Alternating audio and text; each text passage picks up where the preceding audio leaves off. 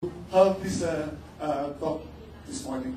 I remember when Dr. Bolet talked about bullying, she forgot to mention a new kind of bullying that is existing today, and that is cyber bullying.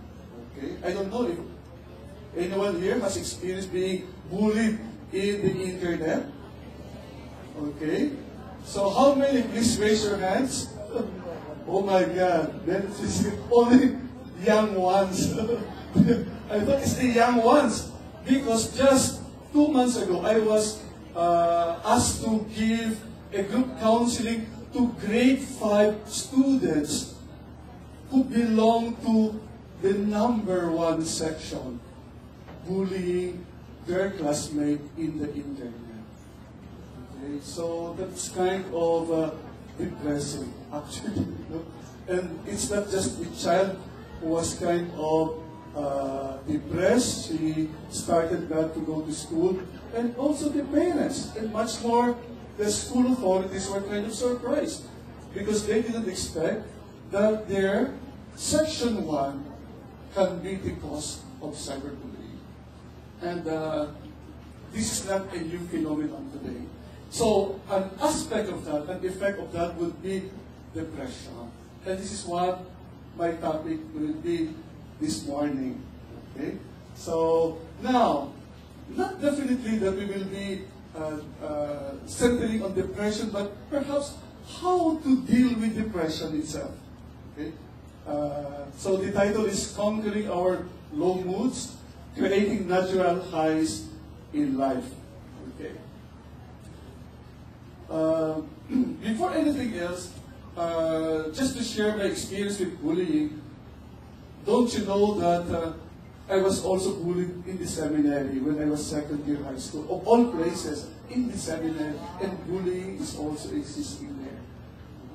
So it's not just in public schools, it's not just in private schools, even in places where we thought people are holy, people are angels. Yeah, I'm not. Okay, so you have to bear that in mind. So what is depression first of all? Okay. Now, sometimes it's hard to deal with depression if you do not know what you are facing with. Okay? They say you can only face the problem unless the problem is your face. Because if it's your problem, then you have to go to the Parabellum for that. No? Nobody can answer that. Okay. So, if there is no face for you for depression, then you cannot definitely confront this. It will be very, very difficult for you. You have to have a face to be able to confront something. You have to call it. Okay? You have to identify what is it that caused me this, or who is this person, so that you can be able to do something about it, or even do an active thing about it. Okay? Now, so first of all, let us describe what is the phase of depression. Because you may have only somebody in front of you or a member of the family who is depressed, and yet you don't recognize that this person is already undergoing depression. As a matter of fact, one student of ours who graduated committed suicide. And the classmates who were close to her didn't even recognize that the classmate was already undergoing depression. As a matter of fact, she even applied to the school where her classmates were, and they were very excited to welcome her that first day of class. And she seemed to be very happy, but she talked about suicidal thoughts. And then that evening, she killed herself. So imagine that. So sometimes, if we are not aware of the phase of depression, then it's difficult also for us to help the person. So, what are the phases? What are the signs? Actually, depression has a phase. Okay? But it is not just one particular phase, it's a combination of signs. And once you have this combination of signs, then you will be able to confront it. And what are these signs? We have an acronym, CAPS. Say for psychology students, okay, of normal side. So you have to have 4 of these signs to be able to figure out that this person who I am talking to, especially if she related with you, and you see this sign, is already undergoing depression. And as I have said, when I say sign, these are things that are not just hanging up there in the air. They are visible. You can see it. Okay? So one is side cups, no? The acronym is side cups. S stands for sleep. Okay. There are people, when they are depressed, sometimes they tend to sleep more. They don't want to get out of bed. Sino yan? Katabi ko ba yan? Okay, di ba? When you have a concern, sometimes you just want to sleep your concern. As if I don't want to wake up anymore and siya naman ang harapin ko ngayon. Okay? Or sometimes you even miss your sleep. Okay, you can't sleep anymore. Okay, sino naman ito? So if your friends either had an increased frequency of sleeping or the meanest sleep, then that's one sign. My friend is already depressed. Samahan ko na siya. Okay? Lalo na kung yayain niya ka palagi mag-image sa libis.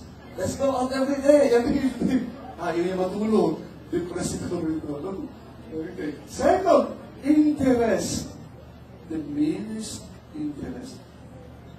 So a person who is very active, very sociable, okay, very extrovert, suddenly withdraws. Okay?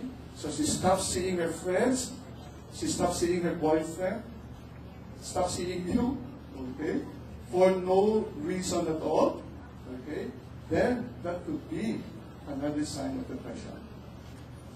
The third is guilt or low self-esteem. Okay. On its own, sometimes you are not too confident. Okay. Parang sila na magaling, parang sila na ang sexy, parang sila na palagi kinakausap. I was talking to one lecturer we had the other day in school, and he said, you know, my faculty don't even recognize my abilities. No? I have these PhDs, I have these books, and yet they don't acknowledge what I can do. So, sabi mabuti ba dito sa inyo? I am accepted. So, imagine that, no? May PhD na may low self-esteem. So, it doesn't mean that if you have a PhD, you will always be up there in the air. As a matter of fact, I was even humbled by one of the participants when I gave a talk sa isang NGO. Sabi niya, ano ang ibig sabihin ng PhD? Yung huling dumating. Sabi niya isa, puro hangin degree yan. So, okay. So I said, oh, that's true. Because the more you know, the more you do not know. Okay? So there is no such thing as monopoly of knowledge. Okay? So there is always a sharing of experiences. And that makes learning beautiful. So it doesn't mean that one has a PhD, therefore he or she is a better person than the listeners. No, I don't believe that. And I don't like that. Okay, the other one is energy. So kung di siya nakagalaw, no? Even lift his finger. So as a matter of fact, even watching television, papalitan ng channel, sabihin pa, can you please change the channel? I have no energy to shift it. Yeah, perhaps that person is experiencing depression. Okay? Or concentration. Okay. Hindi siya makapag-isip. Makita ka lang, no? Nadi-depress na siya. Di ba, minsan? This is somebody at the other end of the corner. Andiyan naman siya. Oh my God, I cannot concentrate. I have one student. Imagine. She was going to school every day. She's in uniform. Only to find out she was not attending school. And I saw her when the parents accompanied her. And she said, I thought you are going to school. So yes, but she, instead of attending her classes, she goes to the library instead because there were 4 classmates who were bullying her. And she would rather not go attend class than, okay. So she ended up what? Kicked out from school because she had all the failing grades. Okay, so that was very sad. Okay. So poor concentration. Appetite. Okay. Nawala bigla ang ganang kumain. No? Noon, 2 bandihado. Ngayon, 3 na. So either there's an increase. I remember when I'm kind of stressed, my tendency is to eat. So I tell my faculty and my student, if you see me becoming big, I'm depressed. If I'm still in that, then I'm not. So, because that can be the effect also of stress. Have you experienced that? Mag-aaral ka kumarin, as if you want to feel up, no? Because you seem not to be contented of what you are doing. Or sometimes you don't even want to eat anymore. Kahit na Jollibee pa yan, the chicken joy, na paborito mo, araw-araw, breakfast, lunch, and dinner, chicken joy, wala na siya, wala nang ka-effect sa'yo. No? Okay. And the other one is psychomotor. Okay, so, retarded na, wala ka na. Now, and the other one is suicidal ideation. Okay. Sometimes when your classmate or your friend says, my life is not meaningful anymore. Oops, how is that? Can you talk more about it?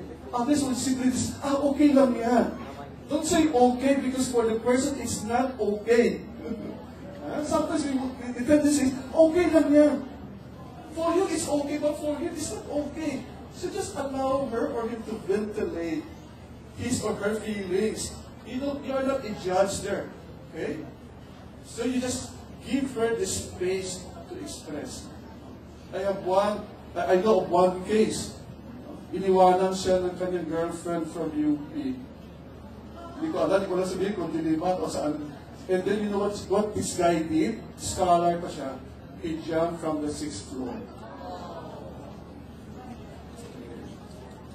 So, suicidal ideation. So it's not that easy.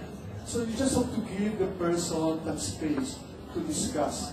Now, if you have 4 of these, individually, because they can be normal. If you have 4 of these signs, in any order, not necessarily in the sequence that I presented here, and it had been lingering for 2 weeks, and worse for 6 months. Okay, so talagang you have to help, okay? I have to give time to this person already. This is not normal anymore. Okay? Now, what are contributors to depression? Okay, can you see? Now, one is familiar predisposition. If there are members of the family who had a similar experience, your parents, for instance, or your tita or tito, there's a probability that you may also carry the genes of depression. Okay? It may not necessarily appear right away. Okay? But if there are stressors that you cannot handle, this can trigger the predisposition and evoke depression. Okay? The other one is biological. Definitely, we have no control over this. No? The imbalance of the chemicals in our body. Nobody wants to be depressed. Nobody wants to change these chemicals that we have in the body. But sometimes, because of some stressors, the way our body responds creates more of the substances or less of the others. And that can cause depression. Another one is the hypothalamic dysfunction, the hypothalamus. Remember, when you fall in love, okay, what do you say? You don't say, I love you with all my heart. I love you with all my hypothalamus. That's the politically correct word. Because the heart does not feel. It's the hypothalamus. It's in the brain. Okay? It's just the whites who make the heart the center of love. But in fact, it's in the brain. It's in the hypothalamus. So next time, when you want to give a card to your girlfriend or boyfriend,